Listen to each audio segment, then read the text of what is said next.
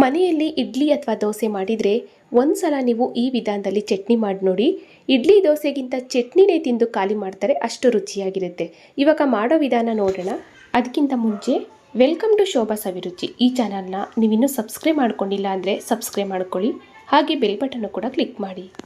ಇವಾಗ ಫಸ್ಟು ಈ ಚಟ್ನಿನ ರೆಡಿ ಮಾಡ್ಕೊಳ್ಳೋದಕ್ಕೆ ನಾವು ಸ್ವಲ್ಪ ಕಡಲೆ ಬೀಜನ ಹುರ್ಕೊಳ್ಳೋಣ. ಕಡಲೆ ಬೀಜ ಹುರ್ಕೊಳ್ಳೋದಕ್ಕೆ ಗ್ಯಾಸ್ ಆನ್ ಮಾಡಿ ಒಂದು ಪಾತ್ರೆ ಬಿಸಿ ಇಟ್ಟು ಒಂದು ಅರ್ಧ ಕಪ್ ಆಗೋವಷ್ಟು ಕಡಲೆ ಬೀಜನ ಸೇರಿಸಿದ್ದೀನಿ, ಅಂದರೆ ಶೇಂಗಾ. ಇದನ್ನು ನಾವು ಚೆನ್ನಾಗಿ ಹುರ್ಕೋಬೇಕು, ಕಲರ್ ಚೇಂಜ್ ಆಗೋ ತನಕ ಚೆನ್ನಾಗಿ ಹುರ್ಕೊಂಡು ಮೇಲ್ಗಡೆ ಸಿಪ್ಪೆನೆಲ್ಲ ತೆಗೆದು ಒಂದು ಸೈಡಲ್ಲಿ ಎತ್ತಿಟ್ಕೊಳ್ಳೋಣ. ನೋಡಿ, ಈ ರೀತಿ ನಾನು ಕಡಲೆ ಬೀಜನ ಹುರ್ಕೊಂಡಿದ್ದೀನಿ. ನೋಡಿ, ಇಷ್ಟಾದರೆ ಸಾಕು. ಆ ಮೇಲ್ಗಡೆ ಇರೋ ಸಿಪ್ಪೆನೆಲ್ಲ ತೆಗೆದು ಇದನ್ನು ನಾವು ಹಾಕಿ ಒಂದು ಸೈಡಲ್ಲಿ ಎತ್ತಿಟ್ಕೊಳ್ಳೋಣ. ಇದ್ರ ಜೊತೆಗೆ ನೀವು ಸ್ವಲ್ಪ ಹುರ್ಗಡ್ಲೆನೂ ಕೂಡ ಹಾಕಿ ಬಿಸಿ ಮಾಡ್ಕೋಬೋದು. ಇವಾಗ ನಾನು ಮತ್ತೆ ಅದೇ ಪಾತ್ರಕ್ಕೆ ಒಂದೇ ಒಂದು ಸ್ಪೂನ್ ಆಗುವಷ್ಟು ಎಣ್ಣೆ ಹಾಕ್ಕೊಂಡಿದ್ದೀನಿ. ಎಣ್ಣೆ ಚೆನ್ನಾಗಿ ಬಿಸಿ ಆಗ್ತಾ ಇದ್ದಾಗೆ ಖಾರಕ್ಕೆ ಒಂದು 4 ಮೆಣಸಿನ್ಕಾಯಿನ ಹಾಕ್ಕೊಂಡಿದ್ದೀನಿ. ಹಾಗೆ ಒಂದು ಚಿಕ್ಕ ತುಂಡು ಈರುಳ್ಳಿನ ಹಾಕ್ತಾಯಿದ್ದೀನಿ. ಅಂದರೆ ಒಂದು ಚಿಕ್ಕ ಈರುಳ್ಳಿನಲ್ಲಿ ಒಂದು ಅರ್ಧ ಭಾಗ ಈರುಳ್ಳಿನ ಹಾಕ್ಕೊಂಡ್ರೆ ಸಾಕು, ತುಂಬ ರುಚಿಯಾಗಿರುತ್ತೆ. ಒಂದು ಸಲ ನೀವು ಈ ರೀತಿ ಈರುಳ್ಳಿ ಹಾಕಿ ಚಟ್ನಿ ಮಾಡಿ ನೋಡಿ. ಆ ಫ್ಲೇವರ್ ಆಗ್ಬೋದು, ಟೇಸ್ಟ್ ಆಗ್ಬೋದು, ತುಂಬ ಚೆನ್ನಾಗಿ ಬರುತ್ತೆ. ಇವಾಗ ಈರುಳ್ಳಿ ಮತ್ತು ಹಸಿಮೆಣಸಿನ್ಕಾಯಿ ಒಂದು ಅರ್ಧ ಭಾಗ ಚೆನ್ನಾಗಿ ಫ್ರೈ ಆಗ್ತಾ ಇದ್ದಾಗೆ ಇದಕ್ಕೆ ನಾವು ಸ್ವಲ್ಪ ಪುದೀನ ಸೊಪ್ಪನ್ನು ಸೇರಿಸೋಣ. ಒಂದು ಅರ್ಧ ಹಿಡಿ ಆಗುವಷ್ಟು ಪುದೀನ ಸೊಪ್ಪು, ಹಾಗೆ ಇದಕ್ಕೆ ಸ್ವಲ್ಪ ಕೊತ್ತಂಬರಿ ಸೊಪ್ಪನ್ನು ಕೂಡ ಹಾಕಿದ್ದೀನಿ. ಪುದೀನ ಮತ್ತು ಕೊತ್ತಂಬರಿ ಎರಡನ್ನೂ ಕೂಡ ನಾವು ಸ್ವಲ್ಪ ಬಾಡಿಸ್ಕೊಂಡ್ರೆ ಸಾಕು, ತುಂಬ ಫ್ರೈ ಮಾಡ್ಕೊಳ್ಳೋದು ಬೇಡ. ಕಡಿಮೆ ಹುರಿನಲ್ಲಿ ನೋಡಿ, ಈ ರೀತಿ ನಾವು ಬಾಡಿಸ್ಕೊಂಡ್ರೆ ಸಾಕು. ಇವಾಗ ನೋಡಿ, ಇಷ್ಟಾಗಿದೆ. ಇದನ್ನು ನಾವು ಬಿಸಿ ಆರೋದಕ್ಕೆ ಬಿಡೋಣ. ಎಲ್ಲನೂ ತೆಗೆದು ಒಂದು ಪಾತ್ರಕ್ಕೆ ಸೇರಿಸ್ಕೊಂಡು ಸ್ವಲ್ಪ ತಣ್ಣಗಾದ್ಮೇಲೆ ಮಿಕ್ಸಿ ಜಾರ್ಗೆ ಹಾಕಿ ಗ್ರೈಂಡ್ ಮಾಡ್ಕೊಳ್ಳೋಣ.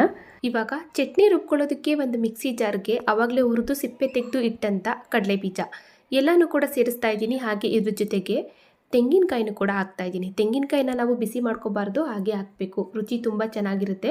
ಒಂದು ಅರ್ಧ ಕಪ್ ಆಗೋವಷ್ಟು ತೆಂಗಿನಕಾಯಿನ ಹಾಕ್ಕೊಂಡಿದ್ದೀನಿ. ಇವಾಗ ಆವಾಗಲೇ ಹುರಿದು ನಾವು ಬಿಸಿ ಆರೋದಕ್ಕೆ ಬಿಟ್ಟಂಥ ಈರುಳ್ಳಿ, ಹಸಿಮೆಣಸಿನ್ಕಾಯಿ, ಕೊತ್ತಂಬರಿ ಮತ್ತು ಪುದೀನ ಸೊಪ್ಪು ಬಿಸಿ ಆರಿದ ಮೇಲೆ ಇದನ್ನು ಕೂಡ ನಾವು ಪೂರ್ತಿಯಾಗಿ ಮಿಕ್ಸಿ ಜಾರ್ಗೆ ಸೇರಿಸೋಣ. ಇದ್ರ ಜೊತೆಗೆ ಒಂದು 7-8 ಇಲ್ಕು ಬೆಳ್ಳುಳ್ಳಿ, ಚಿಕ್ಕದು ಒಂದು 7-8 ಇಲ್ಕು ಬೆಳ್ಳುಳ್ಳಿನ ಹಾಕ್ಕೊಂಡಿದ್ದೀನಿ. ಒಂದು ಚಿಕ್ಕ ತುಂಡು ಶುಂಠಿನ ಹಾಕ್ಕೊಳ್ಳೋಣ. ಹಾಗೆ ಸ್ವಲ್ಪ ಹುಣಸೆಹಣ್ಣು, ಒಂದೇ ಒಂದು ಚೂರು ಹುಣಸೆಹಣ್ಣು, ಹುಳಿ ಎಷ್ಟು ಬೇಕೋ ನೋಡಿಕೊಂಡು ಸೇರಿಸ್ಕೊಳ್ಳಿ. ಇವಾಗ ಒಂದು 1/4 ಸ್ಪೂನ್ ಆಗುವಷ್ಟು ಕಾಳುಮೆಣಸನ್ನು ಹಾಕೋತಾ ಇದ್ದೀನಿ. ಚೆನ್ನಾಗಿರುತ್ತೆ ಕಾಳುಮೆಣಸು ಹಾಕೋದ್ರಿಂದ. ಇವಾಗ ಫೈನಲ್ ಆಗಿ ಸ್ವಲ್ಪ ನಾನು ರುಚಿಗೆ ಉಪ್ಪನ್ನು ಹಾಕ್ಕೊಂಡಿದ್ದೀನಿ. ರುಚಿಗೆ ನೋಡಿಕೊಂಡು ಉಪ್ಪನ್ನು ಸೇರಿಸ್ಕೊಳ್ಳಿ. ಹಾಗೆ ಸ್ವಲ್ಪ ನಾವು ನೀರು ಹಾಕ್ಕೊಂಡು ಈ ಚಟ್ನಿನ ನಮಗೆ ಎಷ್ಟು ನುಣ್ಣಗೆ ಬೇಕು ಅಷ್ಟು ನುಣ್ಣಗೆ ನಾವು ಗ್ರೈಂಡ್ ಮಾಡ್ಕೊಳ್ಳೋಣ. ಇವಾಗ ನೋಡಿದ್ರಲ್ಲ, ಚಟ್ನಿನ ನಾನು ಈ ರೀತಿ ಗ್ರೈಂಡ್ ಮಾಡ್ಕೊಂಡಿದ್ದೀನಿ. ನೋಡಿ, ತುಂಬ ನುಣ್ಣಗೂ ಇಲ್ಲ, ಹಾಗೆ ತುಂಬ ತರಿಯಾಗೂ ಕೂಡ ಇಲ್ಲ. ಇವಾಗ ನಾವು ಇದನ್ನು ತೆಗೆದು ಒಂದು ಪಾತ್ರೆಗೆ ಸೇರಿಸ್ಕೊಳ್ಳೋಣ.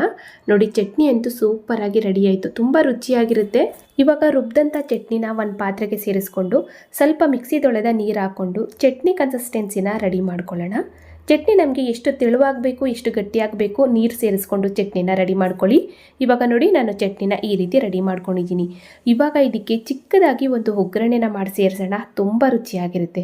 ಒಗ್ಗರಣೆ ಮಾಡ್ಕೊಳ್ಳೋದಕ್ಕೆ ಗ್ಯಾಸ್ ಆನ್ ಮಾಡಿ ಆವಾಗಲೇ ನಾನು ಮೆಣಸಿನ್ಕಾಯಿ, ಈರುಳ್ಳಿ ಹುರಿದಂಥ ಪಾತ್ರೆಗೇ ಒಂದೇ ಒಂದು 2 ಸ್ಪೂನ್ ಆಗುವಷ್ಟು ಎಣ್ಣೆ ಹಾಕ್ಕೊಂಡಿದ್ದೀನಿ. ಮತ್ತು ಸಾಸಿವೆ ಹಾಕಿದ್ದೀನಿ. ಸಾಸಿವೆ ಚೆನ್ನಾಗಿ ಸಿಡಿದ್ಮೇಲೆ 1 ಸ್ಪೂನ್ ಆಗುವಷ್ಟು ಉದ್ದಿನಬೇಳೆನ ಹಾಕ್ಕೊಳ್ಳೋಣ. ಉದ್ದಿನಬೇಳೆ ಮತ್ತು ಒಂದು 2 ತುಂಡು ಒಣಗಿದ ಮೆಣಸಿನ್ಕಾಯಿ, ಸ್ವಲ್ಪ ಹಸಿ ಕರಿಬೇವಿನ ಎಲೆಗಳನ್ನ ಹಾಕ್ಕೊಂಡು ನೋಡಿ, ಜಸ್ಟ್ ಈ ರೀತಿ ಮಿಕ್ಸ್ ಮಾಡಿಕೊಂಡ್ರೆ ಸಾಕು. ಇವಾಗ ನಾವು ಇನ್ನೊಂದು ಮುಖ್ಯವಾದ ಪಾಯಿಂಟ್ ಏನಪ್ಪ ಅಂತಂದರೆ, ಈ ಒಗ್ಗರಣೆನ ನಾವು ಚಟ್ನಿಗೆ ಸೇರಿಸಬೇಕಾದ್ರೆ ಒಗ್ಗರಣೆ ಬಿಸಿ ಇರಬಾರ್ದು. ಸ್ವಲ್ಪ ಬಿಸಿ ಆರಿಸ್ಕೊಂಡು ಚಟ್ನಿಗೆ ಸೇರಿಸ್ಕೊಳ್ಳಿ. ಬಿಸಿ ಇರೋ ಒಗ್ಗರಣೆನ ನೀವೇನಾದರೂ ಚಟ್ನಿಗೆ ಹಾಕ್ತು ಅಂದರೆ ಚಟ್ನಿ ಬೇಗ ಕೆಟ್ಟೋಗುತ್ತೆ. ಹಾಗಾಗಿ ನಾವು ಸ್ವಲ್ಪ ಬಿಸಿ ಆರಿದ ಮೇಲೆ ಚಟ್ನಿಗೆ ಹಾಕೋದು ಒಳ್ಳೆಯದು. ಇವಾಗ ನೋಡಿದ್ರಲ್ಲ, ನಾನು ಕೂಡ ಸೂಪರಾಗಿ ಒಂದು ಒಗ್ಗರಣೆ ಮಾಡಿ ಚಟ್ನಿಗೆ ಸೇರಿಸಿದಾಯಿತು. ಇವಾಗ ಫೈನಲಿ ತುಂಬ ರುಚಿಯಾಗಿ ಮತ್ತು ತುಂಬ ಸಿಂಪಲ್ಲಾಗಿ ಒಂದು ಚಟ್ನಿನೂ ಕೂಡ ರೆಡಿಯಾಯಿತು. ಇಡ್ಲಿಗಾಗ್ಬೋದು, ದೋಸೆಗಾಗ್ಬೋದು, ರೈಸು ಎಲ್ಲದಕ್ಕೂ ಕೂಡ ತುಂಬ ರುಚಿಯಾಗಿರುತ್ತೆ. ಖಂಡಿತ ಟ್ರೈ ಮಾಡಿ. ಇವತ್ತಿನ ಈ ರೆಸಿಪಿ ನಿಮಗೆಲ್ಲ ಇಷ್ಟ ಆಯಿತು ಅನ್ಕೋತೀನಿ. ಇಷ್ಟ ಆದರೆ ವೆಲ್ಕಮ್ ಟು ಶೋಭಾ ಸವಿರುಚಿ ಈ ಚಾನಲ್ನ ಸಬ್ಸ್ಕ್ರೈಬ್ ಮಾಡ್ಕೊಳ್ಳಿ. ಹಾಗೆ ಬೆಲ್ ಬಟನ್ನು ಕೂಡ ಕ್ಲಿಕ್ ಮಾಡಿ. Thank you.